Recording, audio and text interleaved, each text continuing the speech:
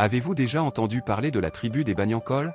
Les Banyankole sont une tribu de nomades éleveurs qui vivent dans certaines parties de l'Ouganda occidental. Cette tribu est principalement connue pour une coutume matrimoniale singulière avec des responsabilités assez inhabituelles pour les tantes, en particulier le jour du mariage de leur nièce. La tradition de la tribu des Banyankole stipule que la tante doit avoir des relations sexuelles avec le futur mari de sa nièce avant qu'il lui soit permis d'épouser cet homme. Mais pourquoi? Et quelle est cette tradition? Les rituels de mariage des Banyankole sont assez intrigants, car ils vont bien au-delà des normes acceptées dans d'autres régions du monde. Dans la culture des Banyankole, le mariage revêt une grande importance. La tradition stipule qu'une fois qu'une fille atteint l'âge de 8 ou 9 ans, il incombe à sa tante de la préparer pendant plusieurs années à sa future vie de famille. Tout ce que la jeune fille devra savoir sur ses devoirs en tant que femme et surtout en tant qu'épouse, elle l'apprendra exclusivement de sa tante. Il était également attendu que la jeune fille consomme beaucoup de lait et de viande de bœuf avant son mariage afin d'atteindre une certaine corpulence, car cet état indiquait sa capacité à donner naissance à un enfant fort et en bonne santé. Dans les familles où naissaient des garçons, le père était tenu en priorité de trouver une épouse pour son fils et de payer une dot pour la marier dans cette tribu.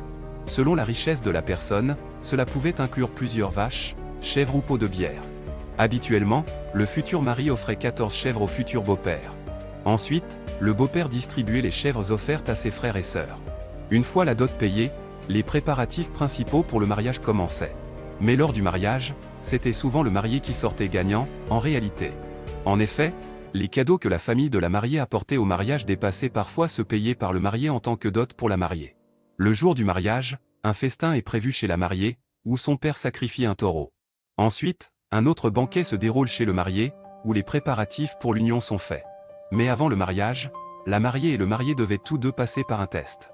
Le test de la mariée, comme la virginité est une exigence pour le mariage chez le peuple des Banyankole, chaque marié doit passer un test spécial pour confirmer ce statut avant le mariage. Si la mariée réussit le test, tout est en ordre. Cependant, si on découvre avant le mariage que la fille n'était pas vierge, dans les temps anciens, elle risquait la peine de mort ou l'isolement social, bien que de nos jours, cela se limite simplement à l'annulation du mariage. Mais parfois, le marié accepte de poursuivre le mariage, bien que cela soit rare.